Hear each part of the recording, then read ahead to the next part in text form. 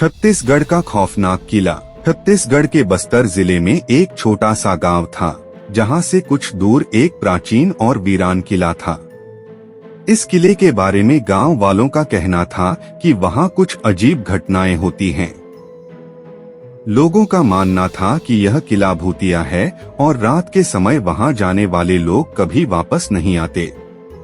किसी जमाने में यह किला एक शक्तिशाली राजा का था, जिसकी क्रूरता के किस्से आज भी गांव में सुनाए जाते थे। कहा जाता था कि राजा ने अपनी सत्ता बचाने के लिए कई निर्दोष लोगों की बलि दी थी। उनकी आत्माएं आज भी उस किले में भटकती हैं और उनकी चीखें रात के सन्नाटे में सुनाई देती हैं। एक दिन गांव के 3 दोस्त सुमित, राकेश और अजय ने तय किया कि वे इस किले की सच्चाई जानने जाएंगे। गांव वालों ने उन्हें खूब समझाया, पर उनकी जिज्ञासा इतनी प्रबल थी कि वे मानने को तैयार नहीं थे। उन्होंने दिन के उजाले में किले तक जाने का प्लान बनाया, ताकि उन्हें डर का सामना न करना पड़े। जब वे किले के पास पहुंचे, तो उसे देखकर ही उनके रोंगटे खड़े हो गए। किले के चारों ओर घना जंगल और सन्नाटा पसरा हुआ था। तीनों ने किले में घुसने का फैसला किया और अंदर कदम रखा। किले के अंदर अजीब सी ठंडक थी, जैसे यहाँ की हवा में कुछ रहस्य छिपा हो। दीवारों पर काले धब्बे और दरारें थीं, जो वहाँ हुई पुरानी घटनाओं की गवाही दे रही थीं। जैसे जैसे वे किले के अंदर बढ़ते गए, उनके कानों में धीमी धीमी आवाजें आने लगीं। पहले उन्हें लगा कि यह उनका भ्रम है, लेकिन फिर उन्होंने स्पष्ट रूप से सुना किसी के रोने और चीखने की आवाजें। अब उनकी हिम्मत जवाब देने लगी थी, लेकिन सुमित ने हिम्मत दिखाते हुए आगे बढ़ने को कहा।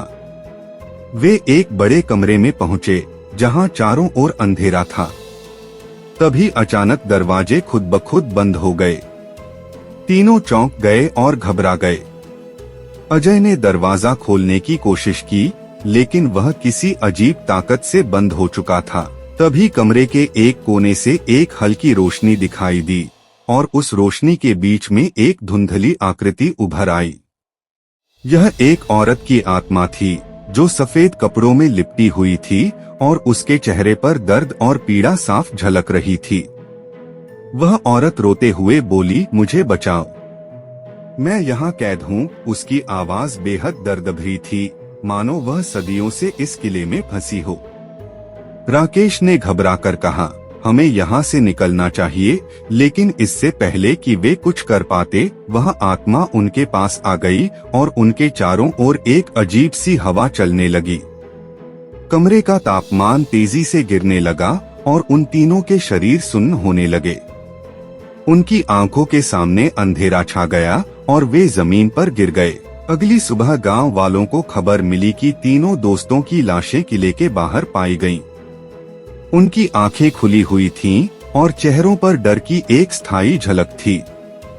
गांव में अब यह किस्सा फैल चुका था कि किले की रूहों ने उन्हें अपने कब्जे में ले लिया था, और गांव के लोग फिर कभी उस किले का नाम लेने से भी डरने लगे। आज भी वह किला वीरान खड़ा है, लेकिन उसकी दीवारों में छिपे खौफनाक रहस्यों का इंतजार है, जो कभी भी किसी की जान ले सकते हैं।